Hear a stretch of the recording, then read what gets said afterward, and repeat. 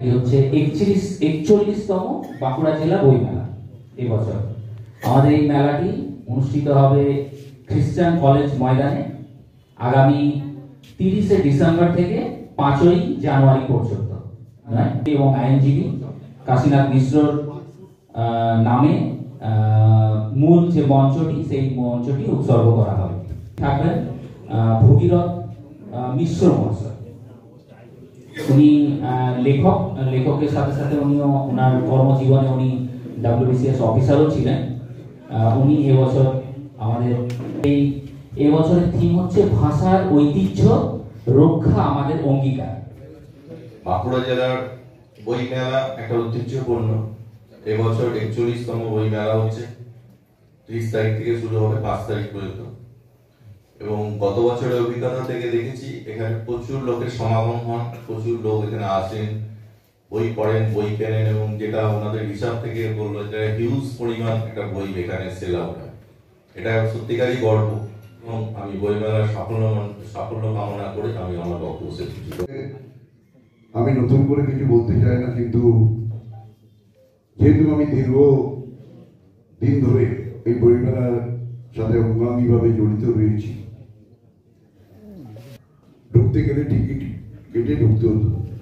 কিন্তু প্রথম আমরা 2011 সালে কাশীনাথ মিশ্রের, প্রয়াত কাশীনাথ মিশ্রের অনুরোধে প্রথমবার আমরা স্বামী বিবেকানন্দের জন্ম শতবর্ষে আমরা প্রথমবার 2011 এই মেলা শুরু করি। 2011 পর থেকে প্রায় 8 লক্ষ টাকার উপর ডিপোজিট করে দিয়েছিলাম। কেন করেছিলাম? যে এই 8 লক্ষ টাকা যত দিন যাবে তত বাড়বে, এবং আমাদের গরিব ছেলে মেয়েদের যদি কিছু সাহায্য করা যায়, বা আমাদের লাইব্রেরির উন্নতির স্বার্থে যদি কিছু করা যায়, আমি জানি না সেটার কি অবস্থা আছে, কেন এটা হবে, কই আগে তো হতো না এটা। অথচ দিন দিন আমাদের আয় বাড়ছে, ব্যয়ও বাড়ছে। কিন্তু আমি বলবো যে এটার প্রতি একটু নজর দেওয়া দরকার।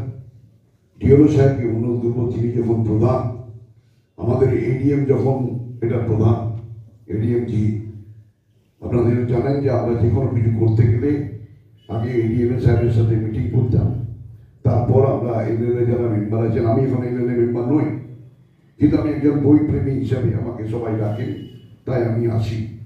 এটা আমি যেদিন যতদিন মেম্বার ছিলাম, আমি এই বই মেলা কমিটির সঙ্গে অঙ্গাভাবে জড়িত ছিলাম, এবং আমরা চেষ্টা করেছি এই বই মেলার আর্থিক দিক থেকেও যাতে আরো ভালোভাবে হয়, সেটাও আমরা চেষ্টা করেছি। এবং সেই জন্য আমরা একটা ফান্ডও আলাদা তৈরি করেছিলাম। এবং অডিটের ব্যাপারে আমি বলতে চাই, এটা আমি বলতে পারবো না, আমি জেনারেল মিটিং এ তার জন্য বললাম যে অডিটটা হয়েছে। সেটা ডিএলও সাহেব সঠিক জানে, আমি একটা নাম সাম বললাম না, এটা আমি বলতে পারবো, যেটা বলতে পারবেন সেটা ডিএলও সাহেব বলতে পারবেন।